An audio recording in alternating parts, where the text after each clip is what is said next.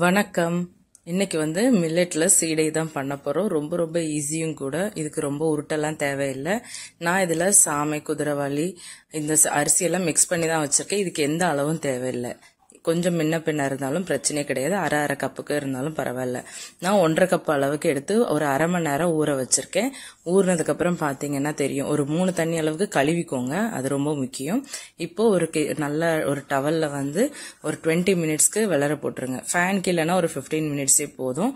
இது நல்லா ட்ரை ஆனதும் ஒரு மிக்ஸி ஜார்ல நீங்க நல்லா நம்மளோட சீடைக்கு இதுதான் மாவே.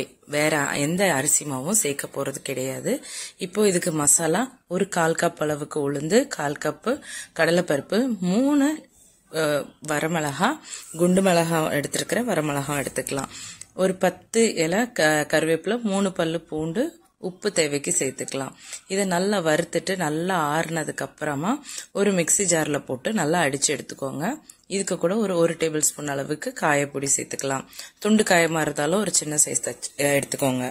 இதை நல்லா இப்போ ஃபில்டர் பண்ணி இதை அரிசி மாவு கூட சேர்த்து ஒரு 2 டேபிள் ஸ்பூன் பட்டரை நல்லா சுட சுட சேர்த்துட்டு தண்ணியை தொளிச்சு ஆட் பண்ணுங்க. நான் ஆல்ரெடி செஞ்சிருக்கேன், அதனால அளவு எனக்கு தெரியும்.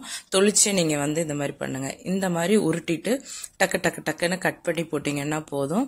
ஈஸியா உங்களுக்கு எடுக்க வந்துடும். இதை நல்லா சூடான எண்ணெயில ஒரு 10 மினிட்ஸ் கிட்டத்தட்ட ஆகும். ஹை ஃபிளேம்லயே வச்சு ஃப்ரை பண்ணுங்க. நம்மளோட மில்லட் சீடை ரெடி. கண்டிப்பா நீங்களும் ட்ரை பண்ணி பாருங்க.